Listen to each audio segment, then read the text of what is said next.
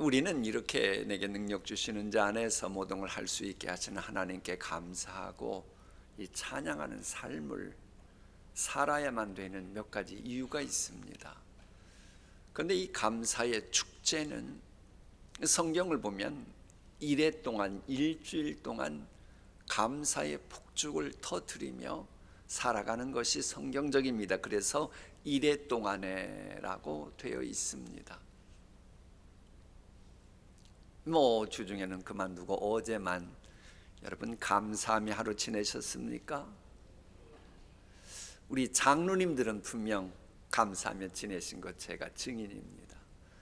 지난 금요일, 토요일 정책당의 10월 정기다에 마치고 어제 장로님들하고 대화하는데 가장 많이 제가 들었던 단어 중에 하나가 감사였습니다. 감사.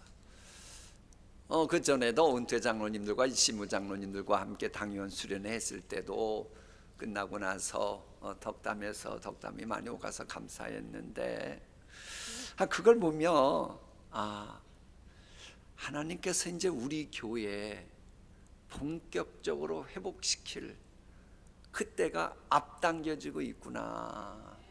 왜 하나님께서는 그러거든요. 그 교회의 교인들의 복을 주시려면 먼저 당회부터 하나님 마음에 합해야 교인들에게 복을 주십니다. 그래서 우리들이 늘 당회를 위해서도 기도하는 겁니다. 사실 이렇게 당회부터 교회에서는 본을 보여주고 가정 같으면 부모님들이 먼저 감사하는 이 본을 보여주어야 합니다. 웬관이 출애굽기 말씀 잠시 볼까요? 이 예식이 무슨 뜻이냐 하거든. 이 자식이 부모님한테 물어보는 거예요. 아빠, 엄마, 왜 이 감사절기를 지키는데? 라고 물어보거든. 그 감사할 이유를 말해주라는 겁니다. 정말로 여러분은 가정에서 사랑하는 자녀들에게 감사하는 본을 보이며 가정생활하고 계십니까? 아니, 가정에서 감사하는 본을 보여주지도 못하면서 무슨 신앙전승을 하겠다는 겁니까? 아니, 감사하지도 못하면서 무슨 신앙 이어받으라, 그게 통하겠어요? 요즘 아이들에게. 내가 감사하는 본을 보여주어야 신앙전승이 되고 열매를 맺는 겁니다. 그래 하나님께서는 이 감사와 관련해서는 신앙교육 차원에서도 필수라는 겁니다. 신앙전승, 감사하는 거 이어지는 겁니다. 자, 그럼 우리가 범사에 감사하려면 어떻게 해야 됩니까? 먼저 1절 말씀 볼까요? 여호와여, 내 마음이 교만하지 아니하고 내 눈이 오만하지 아니하오며 내가 큰 일과 감당하지 못할 놀라운 일을 하려고 힘쓰지 아니하나이다. 지금 저게 다윗의 고백이거든요. 근데 이게 앞뒤가 안 맞는 것 같아요. 다윗이 얼마나 큰 일과 위대한 일을 행한 사람입니까? 근데 다윗은 뭐라고 말해요? 하나님, 제가 큰 일하고 감당하지 못할 놀라운 일은 아예 힘쓰지 않을게요 라고 말해요. 근데 나중에 다윗은 어떻게 했어요? 베들레헴 흙수저였던 아이가 강인남들은 상상도 못할 큰일, 통일 왕국의 주권자가 되는 엄청난 일, 보통 사람은 감당하지 못할 큰일을 하고야 말았어요. 그게 어떻게 가능했어요? 여러분, 신앙생활은 상식이 통해야 됩니다. 그래야 신앙생활하면서도 실족하지 않아요. 성경은 분명 우리에게 말씀 다시 한번 띄워줘 볼래요? 큰일과 감당하지 못할 놀라운 일을 내게 능력 주시는 하나님의 사랑 안에서 얼마든지 할 수 있다고 말씀하십니다. 그러나 그것이 먼저 가면 시험 들고 하나님이 그렇게 해 주시지도 않습니다. 상식이 뭐냐? 내 마음이 교만하지 아니하고 내 눈이 오만하지 않고 내 분수를 아는 것이 먼저 깔려야, 그런 사람에게 하나님이 그 다음 단계로 큰 일도 감당하지 못한 놀라운 일도 하도록 하나님이 인도해 주시는 겁니다. 여러분, 사람이 자기 분수를 알면 교만하지 않습니다. 분수를 모르니까는 남과 비교하면서 잘난 척하려고 그러는 거 아니겠어요?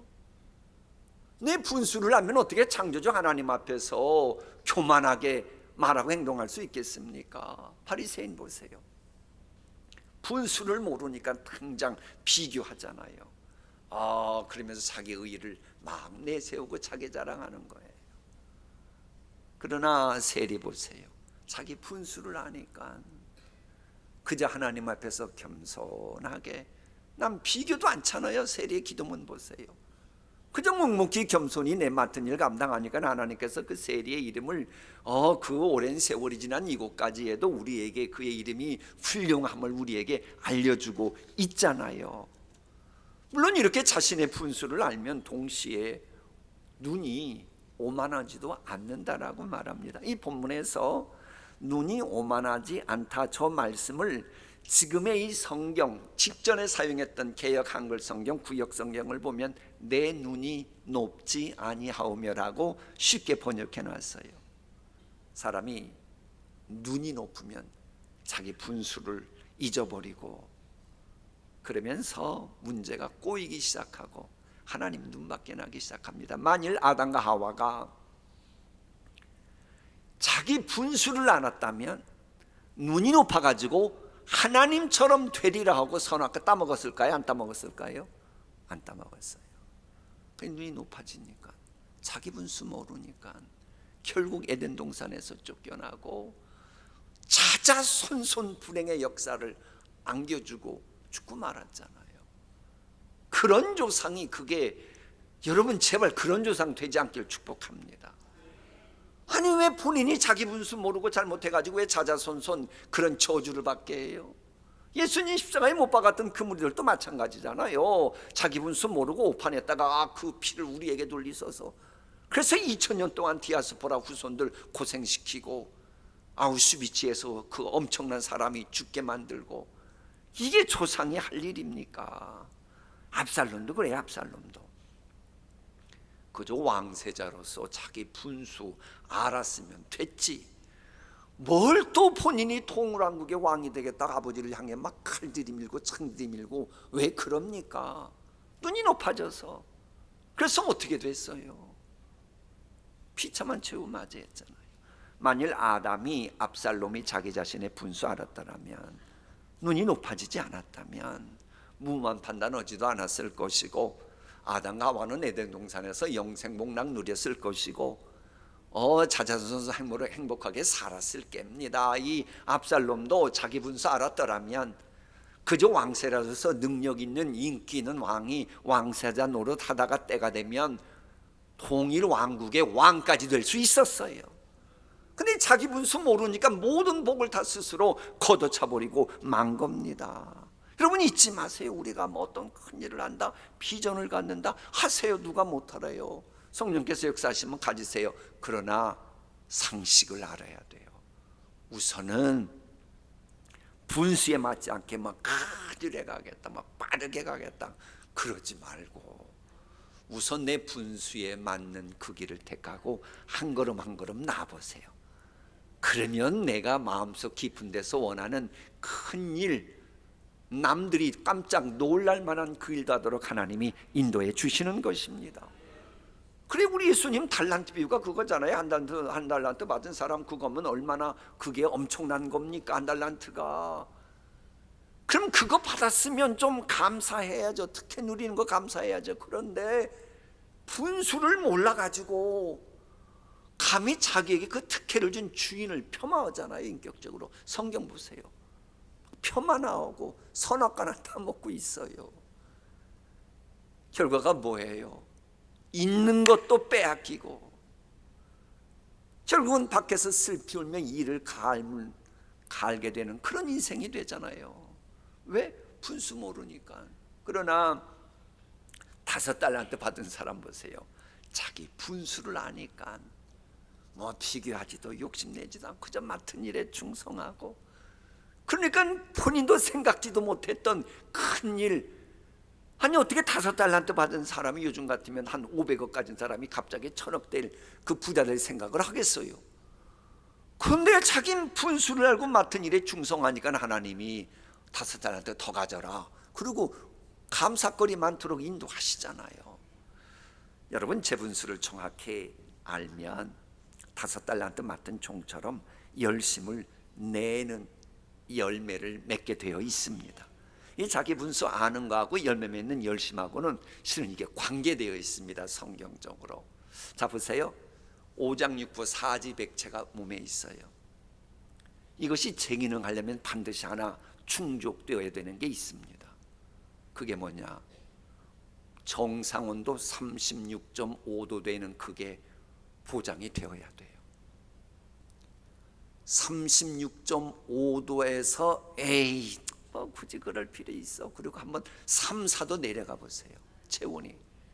그러면 설교 준비하려고 자료를 찾아보니까는 몸이 34, 33도로 뚝뚝 떨어지면 불과 몇 도 떨어지는 것 같지만 환각 상태에 빠지기 쉽고 죽느냐 사느냐 단계로 진입하고 눈에 동공이 확대되고 죽어간다는 겁니다.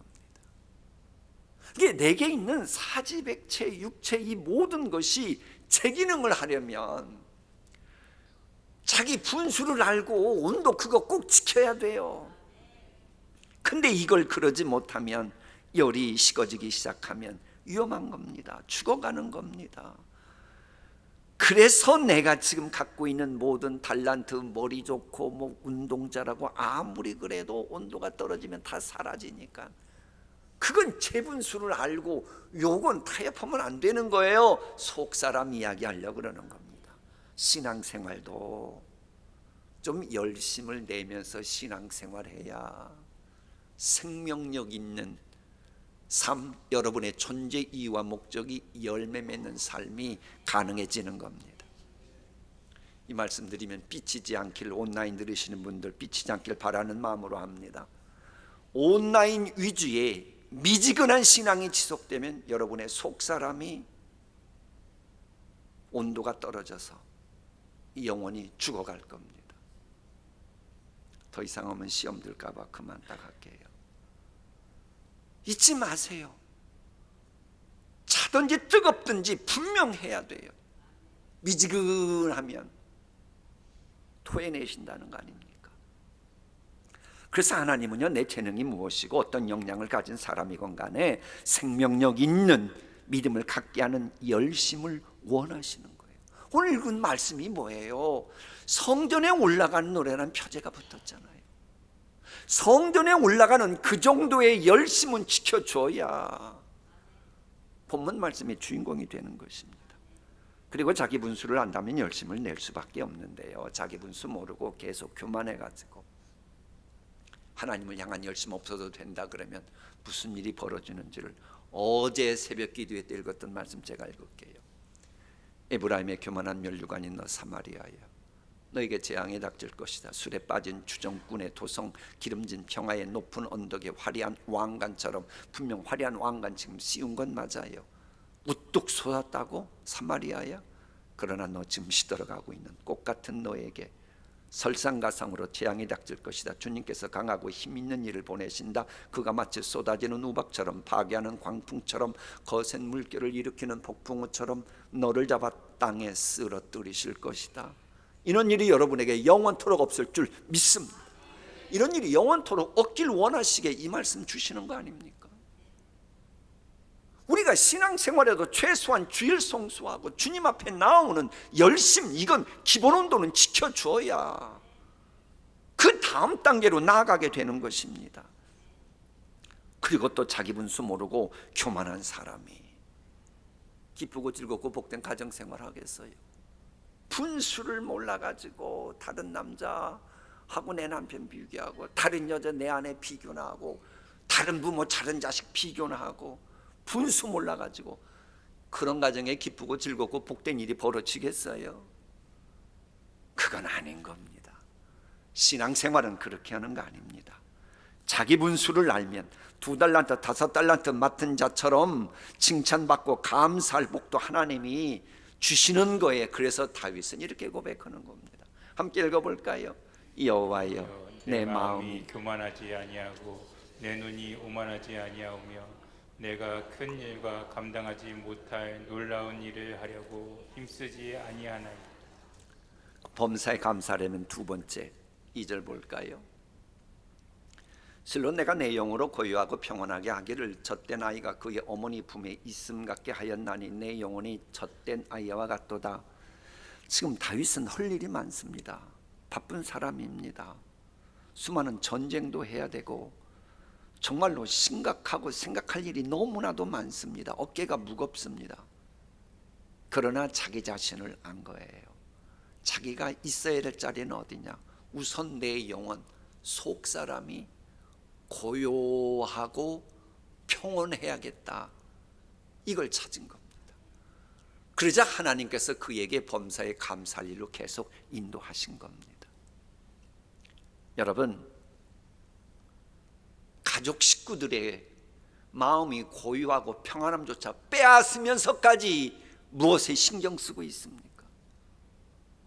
그게 하나님의 뜻이라고 생각합니까? 아니, 남에 있는 마음에 있는 고요함과 평온함을 빼앗으면서까지 한들 그게 하나님이 인정해 주신다고 생각합니까? 그런 식으로 가정생활 그런 식으로 살아가지 마세요. 하나님은 그런 사람 복 주시지 않습니다. 그래서 준 표현이 다윗 시인이라 기막힌 표현 써요. 제일 밑에 줄, 어떤 아이와 같도다? 젖된 아이와 같도다. 이렇게 되는 겁니다. 젖을 떼지 않은 아이들은 엄마 젖 먹고 싶어가지고 울고 불고 감정 표현에 아주 극단적이에요. 그런데 모유의 젖을 떼기 시작한 아이들은 서서히 자기 자리를 알게 됩니다. 아하, 내가 울고 불고 한다고 모유 먹는 게 아니고 엄마가 모유를 줄 때만 내가 먹을 수 있는 거구나. 그리고 자기 자리를 알아가는 거예요. 여러분 경험하신 대로 자기 자리를 알게 된 아이는 그래서 전처럼 짜증 부리거나 울고 불고 하는 횟수가 줄어듭니다. 그래서 이제 얘들이 뭐 유치원 가고 초등학교 들어가면 이게 훨씬 줄어드는 거예요. 왜? 자기 자신을 아는 거예요. 그저 이제는 그런 것보다도 그저 내가 엄마 품에 있고 아빠 품에 있는 게 내가 참된 평안 누리고 내 일상적인 생활하는데 참으로 좋은 거구나. 그걸 알게 되는 거예요. 이처럼 우리의 영혼도 내 자신의 자리를 알아가면 그저 무엇 때문에 울고 불고 불평불만 그런 소리보다는 내가 우리 전능자의 품에 안길 때가 고요하고 평안하고 그분이 나를 가장 좋은 길로 인도하신다. 이걸 알게 되니까 당연히 마음이 고요하고 평안하지요. 그리고 이제 아이가 젖을 떼면서 엄마 품에 안길 때면 이제 두려움이 사라져요. 왜? 엄마 아빠가 얼마나 귀한 존재인지를 아니까. 이처럼 내가 영적으로 철이 들기 시작하면 내 자리를 알면 전능자 하나님의 품에 안기는 것이 얼마나 좋은지를 알고 두려움이 사라지게 되는 거예요. 그래야 가정생활을 해도 고요하고 평안하게 가정생활합니다. 제발 이제 가족들의 영혼에 고요하고 평안함 이걸 만들지 못하면서까지 집착하지 마세요. 그건 하나님께서 원하시는 것이 아닙니다. 힘들고 어려운 상황일지라도 마음의 고요함과 평안을 느끼는 것이 하나님의 뜻이에요. 제가 이제 신학대학원 다닐 때 1학년 때는 그 어느 교회 중등부 교사를 했어요. 제가 중등부 교사를 잘했을까요? 못했을까요? 14명까지 만들었으니까 그 기숙사에서 저 삼양동까지 수요일에도 왔다 갔다 했어요. 그렇다고 또 여러분 전도사님 보고 수요일까지 나오라고 그러지 마세요. 본인들도 잘 수요일이 안 나오면서 그런 말 하지 마세요. 그런데 그때에 나가고 있는 교회에 뇌성마비 시인이었던 이 송명희 씨가 와서 간증을 했었습니다. 그냥 서고 싶어도 목을 곧바로 하고 싶어도 목이 뚝뚝 틀어진다는 거예요. 이 그런 뇌성마비의 삶을 살았는데 언제부턴가 감사를 하기 시작했어요. 그래 그의 산송 중에는 남이 가진 지식 재능 없어도 재물 없어도 나는 남이 가지지 못한 이거 인해서 감사한다 그러잖아요. 근데 지금 기억이 그래요. 그분이 했던 그 많은 시간의 간증의 요점은 뭐냐? 왜 감사할 수가 있었냐? 자기 자리를 알았기 때문이에요. 쉽게 말하면 아니 내가 나를 만들었냐는 거예요. 하나님이 그렇게 만드셨으면 하나님의 뜻이 있겠지 하고는 그러면서 감사할 수가 있었다는 겁니다. 나의 자리를 정확하게 알면 마음의 평온 누리게 되고 심지어는요 위기 있어도 거기에서 벗어나는 지혜를 깨닫게 됩니다. 자, 저쪽에서 이제 한 2km 전에서 막 기차가 오고 있는 그 선로를 가다가 차를 타고 가는데 갑자기 선로 가는 길목에 차가 갑자기 시동이 꺼졌어요. 그럼 여러분 그때 어떻게 할래요? 거기서 두 손 들고 기도할래요? 그게 그러는 게 아니에요. 그럼 자기 자리를 알아야죠. 아, 기차 오는구나. 그러면 차가 박살나든지 말든지 일단 빠져나와야죠. 자기 자리를 알아야죠. 아니 그러고 나야 내가 박살난 차를 위해서 내가 열심히 노력하고 땀 흘려서 다시 그 차를 사든지 더 좋은 차를 사든지 기회가 열리는 겁니다. 그 자리에서 혹시라도 주여 믿습니다 그러지 마세요. 주님 시험 오지 마세요. 주님 시험 오는 게 아니에요. 일단 차 어떻게 되든지 말든지 빨리 나와야 되는 거예요. 자기 자리를 알라 출애굽기 그거 아닙니까? 6월절 때 어떻게 하라고 그랬어요? 너 급히 나왔지? 위기의식 느끼고 급히 나왔지? 무교용 일주일 동안 먹어. 그거 아닙니까? 그런데 빨리 나오라 그러는데도 그것도 아까워갖고 이웃과의 석별의 정을 위해서 이웃집이 잠자고 있으니 내가 아침 될 때까지 기다려야지 그랬으면 그건 나왔습니다. 하나님 그거 원하시지도 않아요. 우리가 하나님께서 원하시는 삶을 살아가는 중에 하나님께서 원하시는 것이 아니다 싶으면 빨리 버리고 버릴 건 버리고 부활하신 주님 따라가면 주께서 감사 조건 만들어 주시는 겁니다. 또 자기 자리를 알아야 자기 자리도 지키는 거예요. 어제 정책당회 후에 어느 장로님과 나눈 대화입니다. 이제 우리 교회 멘토들이 자기 자리를 지키면서 이제 멘티들을 돌보고 있잖아요. 근데 그 장로님께서 저에게 해주신 조언은 그거였어요. 목사님, 멘토들이 멘티 돌보는 거 배우긴 했는데 계속 돌볼 수 있는 그 다음 행동으로 이어졌는지 한번 저에게 던져주는 도전이었던 거예요. 그 말씀하신 장로님 이 자리에 계십니다. 사실 어제 대화 중에도 그 얘기가 있었어요. 부산에 있는 교인 10,000명이 넘는 합동축 교회입니다. 거기는 멘토들이 멘티들을 돌보는 데 충성한다 그래요.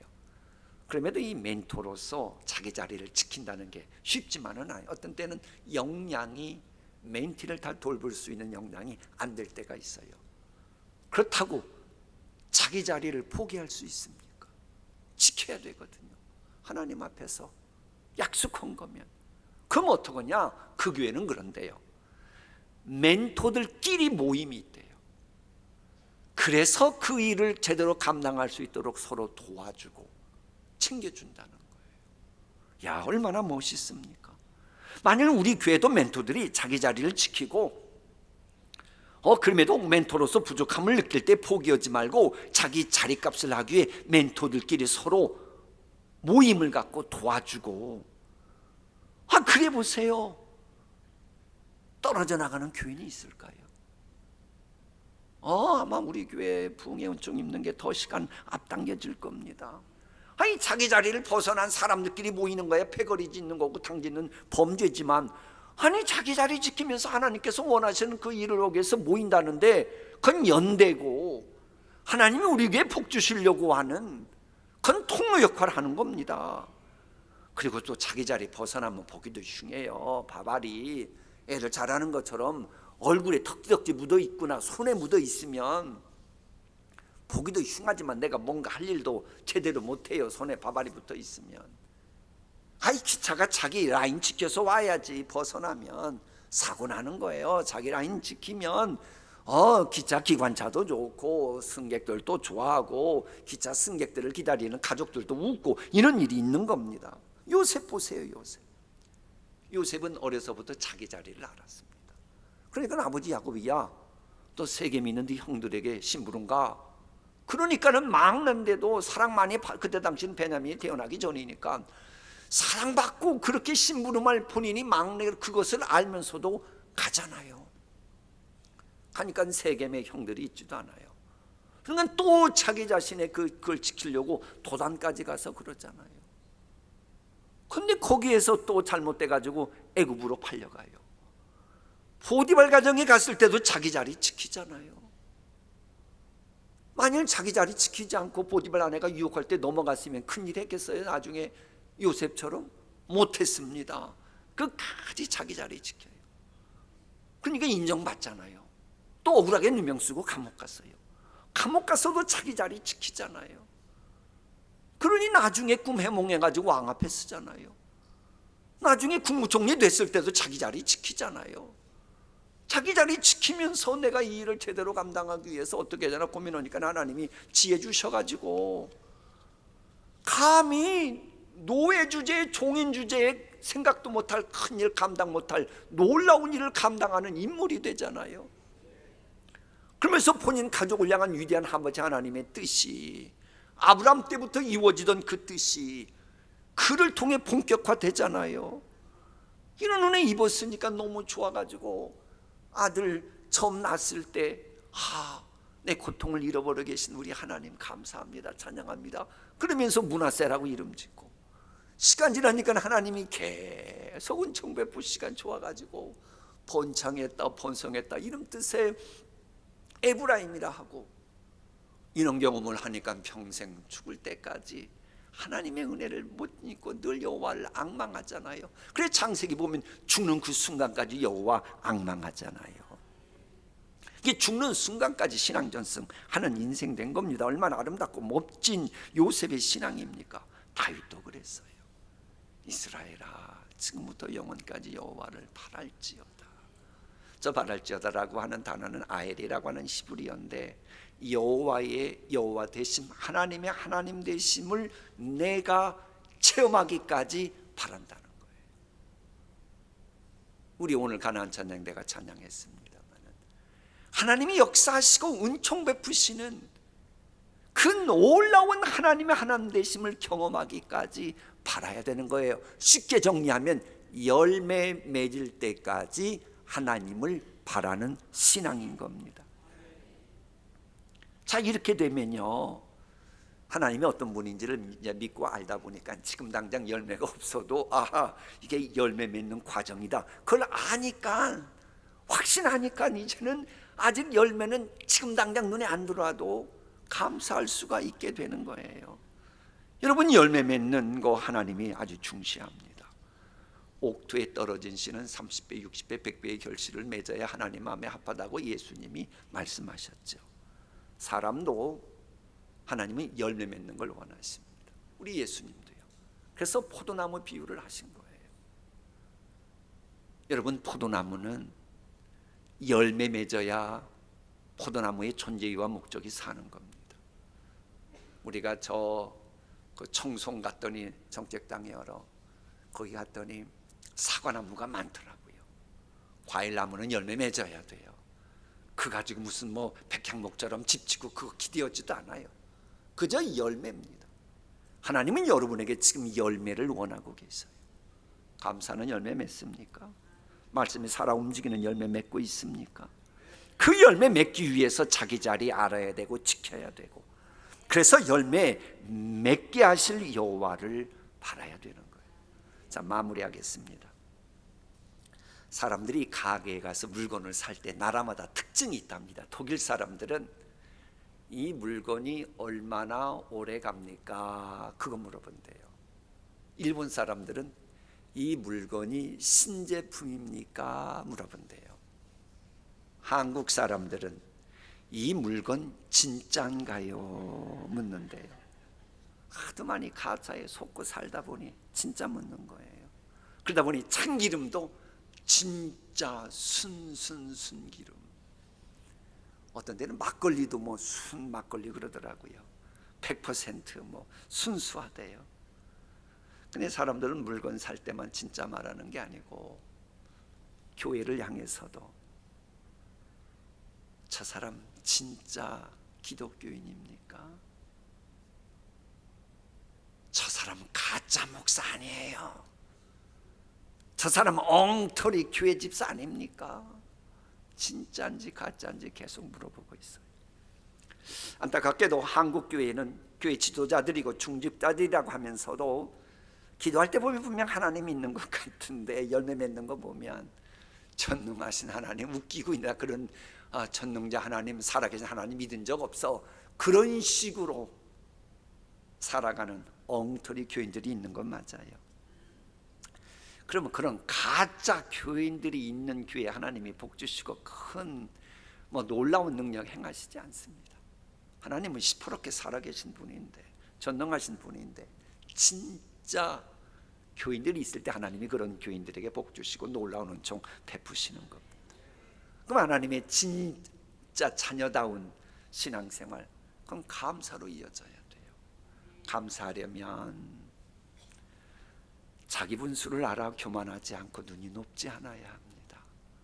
그러면 하나님께서 생각지도 않았던 큰 일, 감당치 못할 놀라운 일까지 감당할 수 있도록 그 다음 단계로 은총 베푸심을 다윗과 달란트 비유에서 우리에게 말씀하고 있습니다. 둘째, 속사람의 평강을 우선 먼저 생각하면서 자기 자리를 지키기 위해 최선 다하면서 여호와를 바라고 앙망해야 합니다. 열매 맺을 때까지. 아무쪼록 그래가지고 저 말씀대로 살아서 요셉처럼, 다윗처럼 그런 복 누리는 여러분과 여러분 가정 될 수 있기를 축복합니다. 기도하십니다.